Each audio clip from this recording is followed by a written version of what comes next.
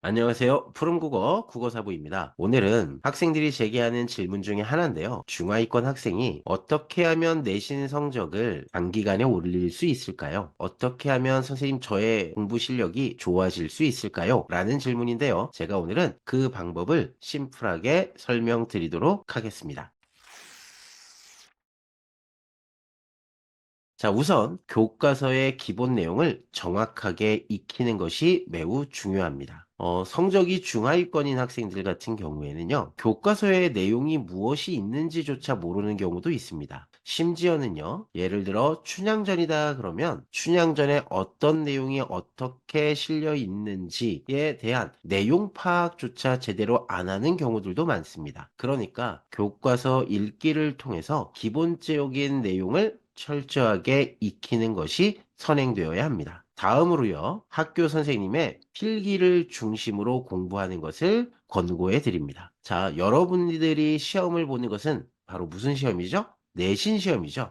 내신 시험 출제는 누가 합니까? 바로 학교 선생님께서 하시죠. 그렇기 때문에 학교 선생님의 필기를 잘 작성해서 그 부분을 중심으로 공부하는 것을 추천드립니다. 그런데 여기서 중요한 것은 바로 뭐냐면 학교 선생님의 필기를 작성하려면 수업 시간에 집중해서 들어야 되겠죠? 다른 친구가 작성한 필기 내용을 그대로 베끼기만 한다면 학교 선생님의 의도를 명확하게 이해할 수 없기 때문에 여러분들이 수업 시간에 집중해서 학교 선생님의 수업을 듣고 그 필기를 작성해서 이해하는 연습을 하셔야지만 합니다. 다음으로요, 자습서와 평가 문제집 푸는 것을 추천드립니다. 여기서 중요한 차이가 있는데요. 중간고사나 기말고사에 임박해서 자습서와 평가 문제집을 푸는 것이 아니고요. 학교에서 진도가 나가면 학교 진도에 맞춰서 자습서와 평가 문제집을 푸는 것입니다. 예를 들어 3월 둘째 주에 1단원이 나가면요. 그 1단원이 나가고 나서 바로 그 다음에 자습서와 평가 문제집을 바로 푸는 겁니다. 그래서 학교 진도에 맞춰서 평소에 자습서와 평가 문제집을 푸는 연습을 하는 것을 추천드립니다. 자, 다음으로요. 자습서와 평가 문제집에서 모르는 어휘는 반드시 네이버 국어사전을 통해서 찾아보시고요. 그 어휘를 네이버에 검색해서 사례까지 찾아서 그 의미를 이해하는 공부 습관을 갖는 것을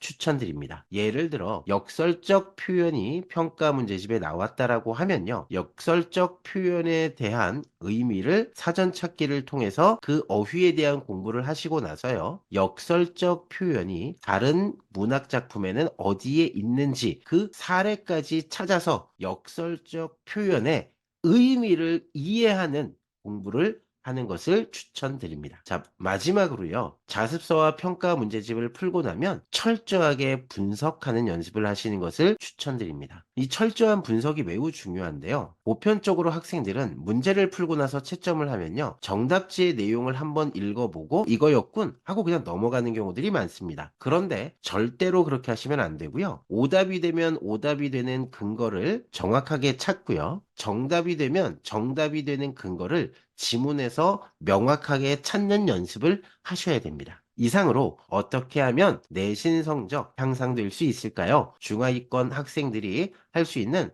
가장 손쉬우면서도 가장 확실한 방법 지금까지 설명드렸습니다.